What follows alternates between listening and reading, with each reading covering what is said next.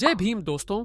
आज हम UGC university grants commission के बारे में बहुत गहराई से समझेंगे और साथ ही जानेंगे कि डॉक्टर भीमराव अंबेडकर जी की सोच और योगदान ने भारत की शिक्षा प्रणाली को कैसे प्रभावित किया।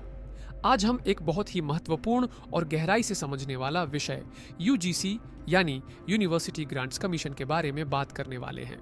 दोस्तों, भारत जैसे विशाल देश में जहां करोड़ों छात्र अपनी पढ़ाई के लिए यूनिवर्सिटी और कॉलेज में दाखिला लेते हैं, वहां यह जानना बहुत जरूरी हो जाता है कि इन संस्थानों को कौन नियंत्रित करता है और कौन यह सुनिश्चित करता है कि छात्रों को सही शिक्षा मिल रही है। इसी जगह पर यूजीसी की भूमिका सामने आती है। यूजीसी यानी यूनिवर्सिटी ग्रांट्स कमीशन भारत सरकार की एक केंद्रीय संस्था है जो देश की उच्च शिक्षा प्रणाली को नियंत्रित करती है। यह संस्था न केवल यूनिवर्सिटी को मान्यता देती है बल्कि उन्हें आर्थिक सहायता भी प्रदान करती है और यह सुनिश्चित करती है कि शिक्षा का स्तर उच्च बना रहे। अगर हम इसे और आसान भाषा में समझें तो यूजीसी भारत की हायर एजुकेशन सिस्टम का बैकबोन है। अगर यूजीसी न हो तो कोई भी संस्था खुद को यूनिवर्सिटी घोषित कर सकती है और छात्रों को गलत या फर्जी डिग्री दे सकती है। अब बात करते हैं इसके इतिहास की। भारत को जब 1947 में आज़ादी मिली तब देश के सामने सबसे बड़ी चुनौतियों में से एक थी शिक्षा व्यवस्था को मजबूत बनाना। उस समय शिक्षा का स्तर बहुत असमान था और समाज के बड़े हिस्से तक शिक्षा पहुंच ही नहीं पाई थी। यहीं पर हमें डॉक्टर अंबेडकर जी की सोच को समझना बहुत जरूरी हो जाता है। अंबेडकर जी का मानना था कि अगर समाज को आगे बढ़ाना है तो शिक्षा सबसे बड़ा माध्यम है। उन्होंने कहा था कि शिक्षित बनो, संगठित रहो और संघर्ष करो। अंबेडकर जी ने अपने जीवन में खुद शिक्षा के लिए बहुत संघर्ष किया और उन्होंने यह सुनिश्चित करने की कोशिश की कि आने वाली पीढ़ियों को वह कठिनाइयां न झेलनी पड़े जो उन्होंने झेली थी। हालांकि यूजीसी की स्थापना 1953 में हुई और 1956 में इसे कानूनी रूप मिला, लेकिन इसकी नींव उन विचारों पर आधारित थी जिन्हें अंबेडकर जी जैसे महान नेताओं ने स्थापित किया था। यूजीसी का मुख्य उद्देश्य था पूरे देश में एक समान और उच्च गुणवत्ता वाली शिक्षा व्यवस्था बनाना। इसके लिए यूजीसी एक्ट 1956 लागू किया गया, जिसने इस संस्था को अधिकार दिया कि वह विश्वविद्यालयों को मान्यता दे और उन्हें नियंत्रित करे। अब हम यूजीसी के कार्यों को विस्तार से समझते हैं। यूजीसी का पहला और सबसे महत्वपूर्ण कार्य है विश्वविद्यालयों को मान्यता देना। अगर कोई यूनिवर्सिटी यूजीसी द्वारा मान्यता प्राप्त नहीं है तो उसकी डिग्री की कोई वैल्यू नहीं होती। दूसरा कार्य है आर्थिक सहायता देना।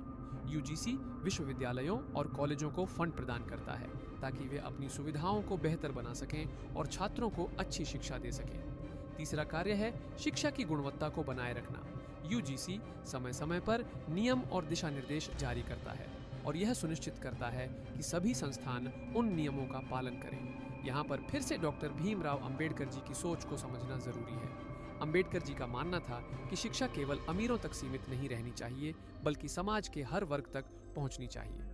उन्होंने संविधान में समानता का अधिकार दिया जिससे हर व्यक्ति को शिक्षा पाने का अवसर मिल सके।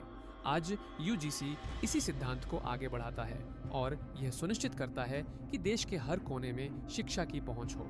अब बात करते हैं वर्तमान समय की।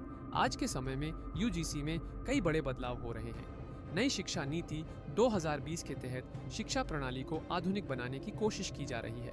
इसमें skill based education, digital learning और मल्टी डिसिप्लिनरी स्टडी पर जोर दिया जा रहा है। सरकार higher education commission of India यानी HECI लाने की योजना बना रही है जो भविष्य में यूजीसी की जगह ले सकता है। इसका उद्देश्य शिक्षा प्रणाली को और अधिक पारदर्शी और प्रभावी बनाना है। यहाँ पर एक बार फिर से डॉक्टर अंबेडकर जी के विचारों को समझना जरूरी है। उन्होंने हमेशा कहा कि शिक्षा का उद्देश्य केवल डिग्री लेना नहीं होना चाहिए बल्कि समाज को बेहतर बनाना होना चाहिए।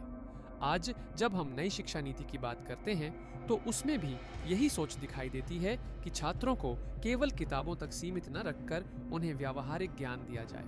अब बात करते हैं कि यूजीसी क्यों जरूरी है। अगर यूजीसी ना हो तो शिक्षा प्रणाली में अराजकता फैल सकती है।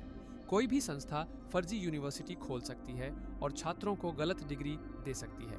यूजीसी यह सुनिश्चित करता है कि शिक्षा का स्तर बना रहे और छात्रों को सही और मान्यता प्राप्त डिग्री मिले। यह भी अंबेडकर जी के उस सपने को पूरा करता है जिसमें हर व्यक्ति को समान अवसर मिले और शिक्षा के माध्यम से समाज में बराबरी आए। भविष्य की बात करें तो यूजीसी का स्वरूप बदल सकता है, लेकिन इसका उद्देश्य वही रहेगा, शिक्षा को बेहतर बनाना और छात्रों को सही दिशा देना। अंत में यही कहा जा सकता है कि यूजीसी केवल एक संस्था नहीं है, बल्कि यह भारत की शिक्षा प्रणाली की रीढ़ है और इसकी जड़ें उन विचारों में हैं जिन्हें डॉक्टर अंबेडकर जी जैसे महान नेताओं ने स्थापित किया था। अगर आपको यह वीडियो पसंद आया हो तो इसे लाइक करें, शेयर करें और चैनल को सब्सक्राइब करना बिल्कुल ना भूलें। धन्यवाद।